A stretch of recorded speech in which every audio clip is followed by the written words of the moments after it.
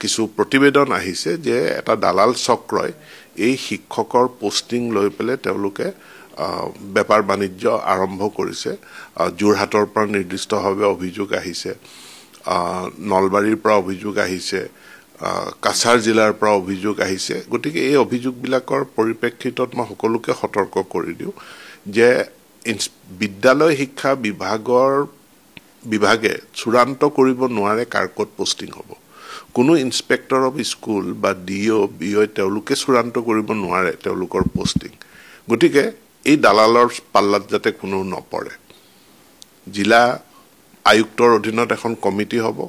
আমাৰ এখন এছঅপি আছে দিব্যাংগসকলে অগ্ৰাধিকাৰ পাব মহিলাসকলে অগ্ৰাধিকাৰ পাব এই এছঅপিখন কোনেও উলংঘা কৰিব নোৱাৰে য'ত খালি পদ আছে তাতহে পোষ্টিং হ'ব থকা জেগাতে আকৌ এজন শিক্ষক কৰবাত গ্ৰেজুৱেট টিচাৰ আৰ্টছ আছেই দুজন আৰু এজন ছাত্ৰ ছাত্ৰী কম আৰু এজন তাত জাপি দিব নোৱাৰে গতিকে আৰু খুব কথাখিনি কঠোৰভাৱে দিছপুৰৰ পৰা পৰ্যবেক্ষণ কৰি থকা হৈছে গতিকে দালালৰ বা অসাধু চক্ৰৰ বলি যাতে আমাৰ শিক্ষক শিক্ষয়িত্ৰীসকল নহয় তাৰ কাৰণে মই সকলোকে সতৰ্ক কৰি দিওঁ যদি আমি তথ্য পাওঁ যে কোনো শিক্ষক শিক্ষয়িত্ৰী এনেধৰণে পইচা দিছে পইচা লোৱাজনো তেওঁ শাস্তিৰ সন্মুখীন হ'ব আৰু যিসকল শিক্ষক শিক্ষয়িত্ৰীয়ে এনে নিকা নিযুক্তিৰ ফলত নিকা নিযুক্তিৰ কাৰণে নিযুক্তি পাইছে